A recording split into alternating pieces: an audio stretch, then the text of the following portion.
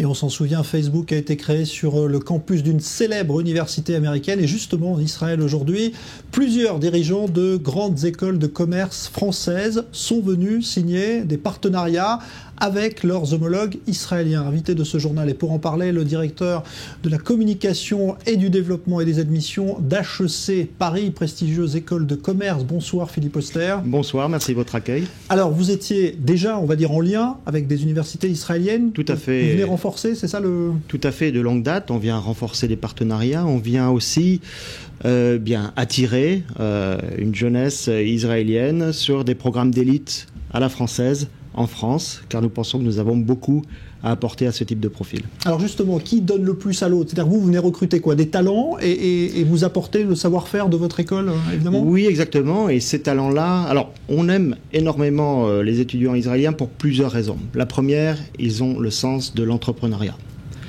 cette passion pour l'innovation.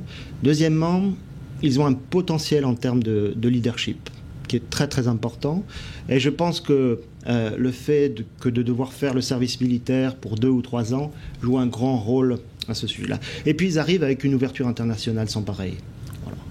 Et puis plus que peut-être que tout autre étudiant à HEC, ils savent faire levier sur leur réseau, et notamment le réseau des anciens, qui, comme on le sait, est assez important et bien organisé et puissant à HEC Paris. Alors comment est-ce que vous allez les attirer justement? Parce que ça coûte cher venir étudier en France.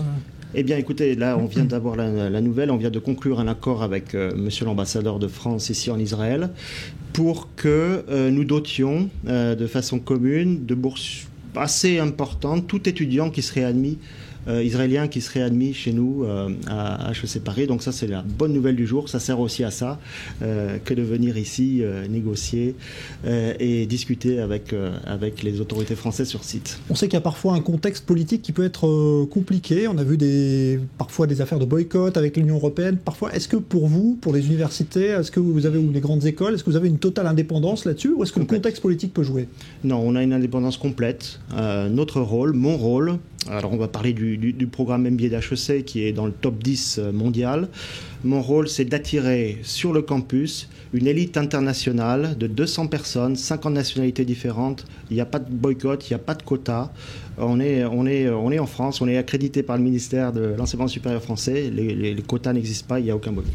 Est-ce que l'effet start-up qui en Israël joue à plein, on dit que c'est le pendant de la Silicon Valley aujourd'hui, est-ce que c'est ça aussi qui fait que vous vous intéressez peut-être Complètement. Ouais. Cet esprit, cette émulation qu'on peut trouver ici, on a envie de la transposer à HEC et on a envie que ces étudiants israéliens viennent enrichir les promotions de MBA que nous formons sur site, très clairement. Bon, vous espérez attirer combien, en gros, d'étudiants israéliens? Alors, sur le programme MBA de 100 personnes, 5. Ouais. 5 profils très bien choisis, très bien sélectionnés, qu'on va ensuite transformer professionnellement avec toute la force du réseau. Merci beaucoup Philippe Oster. Je rappelle donc que vous êtes directeur de la communication et du développement d'HEC Paris, prestigieuse donc école de commerce.